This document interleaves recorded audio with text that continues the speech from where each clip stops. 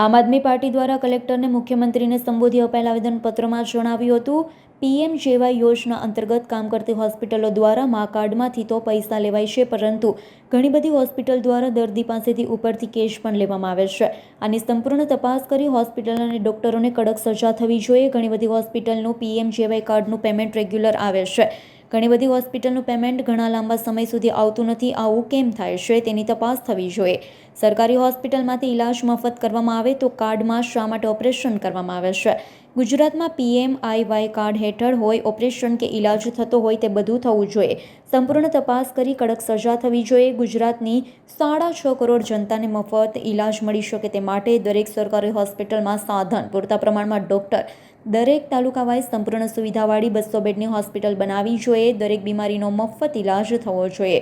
સરકારી પીએમજેવાય યોજના અંતર્ગત કામ કરતી હોસ્પિટલો કે જેમાં યોજનાનો ગેરલાભ ઉઠાવે છે તેની સંપૂર્ણ તપાસ કરી કડકમાં કડક સજા થવી જોઈએ.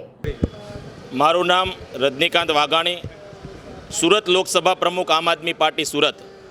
આજે અમે કલેક્ટરશ્રીને આવેદનપત્ર આપવા આવ્યા છીએ. કલેક્ટર મારફતે અમે મુખ્યમંત્રીને રજૂઆત કરીએ છીએ કે ગઈકાલે આપણે મીડિયા દ્વારા જોયું કે અમદાવાદની ખ્યાતિ હોસ્પિટલમાં કેવી રીતે દર્દીઓની સાથે કપટ કરવામાં આવ્યું અને રૂપિયા ઉઘરાવવા માટે થઈને, રૂપિયા મેળવવા માટે થઈને આ ગુજરાતની અંદર આરોગ્યની સાથે કેવા ચેડા થઈ રહ્યા છે આપણે સૌએ જોયું.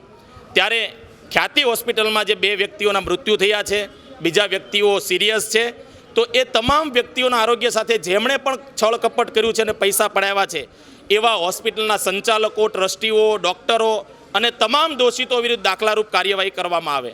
બીજું કે ગુજરાતની અંદર મા કાર્ડ અને આયુષ્યમાન કાર્ડના નામે એક મોટો વેપલો ચાલી રહ્યો છે. મા કાર્ડ અને આયુષ્યમાન કાર્ડના નામે હોસ્પિટલમાં સારવાર થાય છે.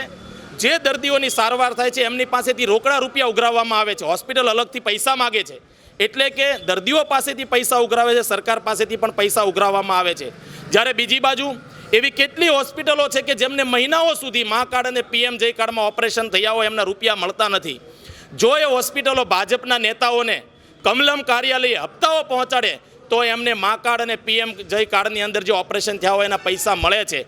એટલે કે આ બંને કાર્ડ, મા કાર્ડ અને પીએમજે કાર્ડ, એ ભ્રષ્ટાચારને છૂટો દોર આપનારા કાર્ડો છે.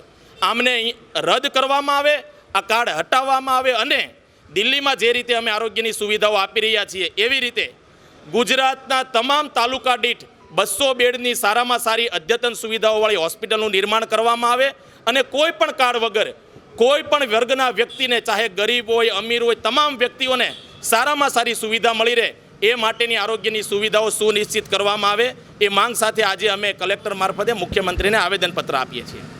Bureau report, S9 news, Surat. અમારી તમામ માહિતીથી અપડેટ રહેવા માટે જોડાયેલા રહો S9 ન્યૂઝ સાથે.